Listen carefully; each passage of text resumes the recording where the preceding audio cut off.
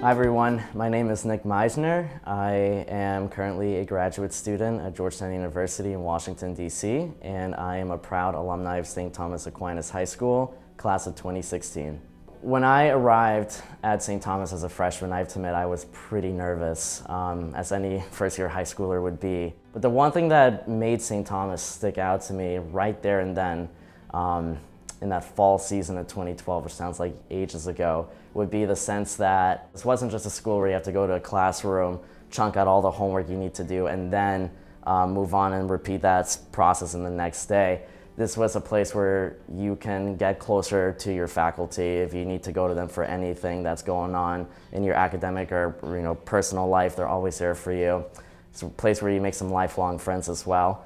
And overall, the community with that Catholic Christian foundation that they have, it really propels you forward in the sense that it brings a lot of awareness of what's going on around in the world. And you can take any class, from biology to your classic American history course to even ethics class or morality class, and whatever you take, it's not just stuff that you're going to have to just memorize, for that quiz or that test that you have to study for, but instead it's actually gonna leave a little bit of trails behind that's gonna help you understand the world in a more sufficient and profound way as you move forward.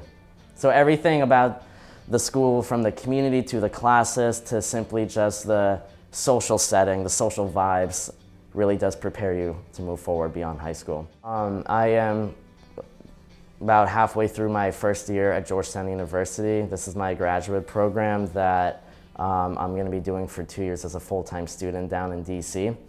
I right now am in a bit of a crossroads, but it's a healthy crossroads.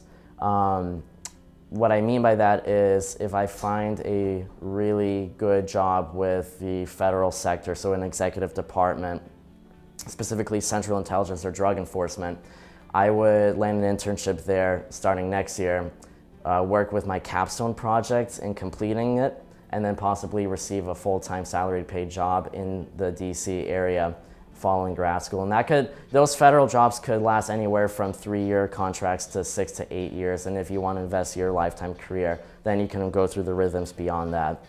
But the other part of that crossing in the road you need to come through is I always had this passion for teaching. And in fact, St. Thomas helped a bit with that in the sense that when it came to classes in history, I loved doing presentations. I loved sharing information and sharing my passion for history with other students in a high school setting. That translated in college into me returning to St. Thomas once my semester in undergrad was over to be a student teacher for an internship. And I did that here for 3 years in a row between 2017 and 19. And that whole experience as a student teacher here as an internship alongside after graduating from my college, I did a full year teaching down in Newburyport, Mass. That reinforced the passion of teaching that I had specifically for history or politics. So going back, right, I am thinking after I get my master's degree next May of 2023, I would like to pursue a PhD and become a professor of history.